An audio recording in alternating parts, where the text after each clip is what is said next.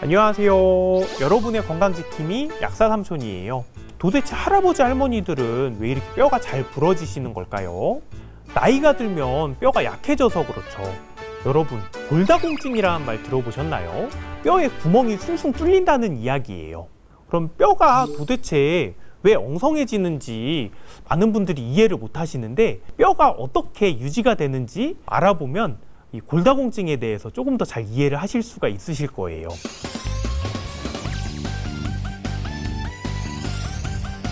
보통 건강하다고 하시는 할아버지 할머니들께서도 골다공증은 참 피해가기가 어려운 것 같아요.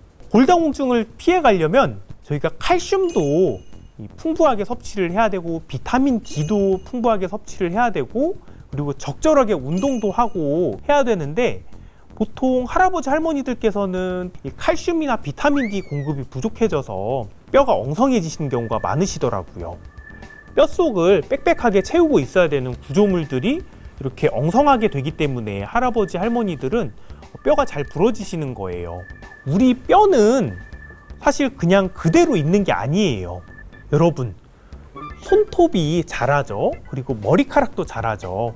이런 것처럼 우리 뼈도 끊임없이 새로운 걸로 바뀌어요. 그러니까 우리 몸에서 어떤 세포가 뼈를 녹이면 또 어떤 세포는 다시 뼈를 만들어서 채워주는 작용을 해요. 정상적인 성인은 뼈를 녹이는 속도랑 뼈를 만드는 속도가 같기 때문에 뼈가 그대로 있는 것처럼 보이는 거고요. 보통 골다공증이 있으신 할아버지 할머니들 같은 경우는 뼈를 녹이는 거는 속도가 빠른데 뼈를 만드는 속도가 이거를 따라가지 못하기 때문에 뼈가 점점 엉성해지는 거예요. 그래서 우리가 골다공증을 예방하려면 충분히 칼슘이나 비타민 D를 많이 먹어줘야 되는 거예요. 비타민 D는 칼슘이 잘 흡수되도록 또 도와주기 때문에 뼈 건강에 아주 중요한 영양소죠.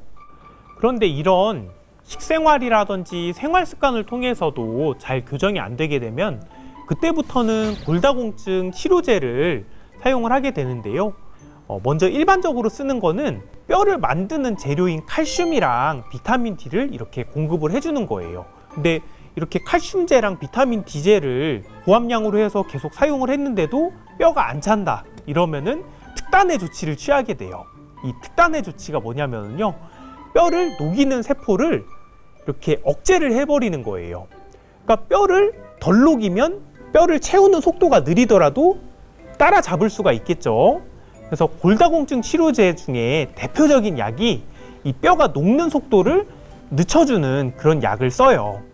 그런데 이런 약을 쓰게 되면은 굉장히 주의해서 쓰셔야 되는데, 이 약이 강산성이기 때문에 약을 먹고 눕거나 아니면은 음식을 같이 먹게 되면은 이 약이 역류해서 식도염이 심하게 생기는 경우가 있으세요. 이런 약은 보통 아침에 일어나자마자 바로 드시고 식도가 일자로 빳빳하게 서 있도록 그렇게 걷거나 기대지 않고 앉아 있도록 설명을 해드리는데요. 골다공증 약을 드시고 계신 분이라면 반드시 이런 사용법을 지켜서 약을 드셔야 됩니다.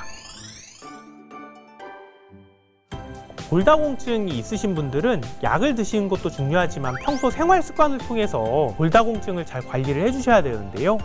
넘어져서 낙상을 입는 거를 방지를 해주셔야 되세요. 그리고 지나치게 기름지거나 당이 많이 들어가 있는 음식, 그리고 커피 같은 걸 드시게 되면은 칼슘이 흡수되는 걸 방해할 수 있기 때문에 이런 음식도 각별하게 주의를 해주셔야 되세요. 여러분, 이번에는 골다공증이 어떤 것인지 그리고 어떻게 관리해야 되는지에 대해서 같이 알아봤어요. 다음번에는 조금 더 유익한 건강 정보를 가지고 찾아뵐게요. 여러분 안녕.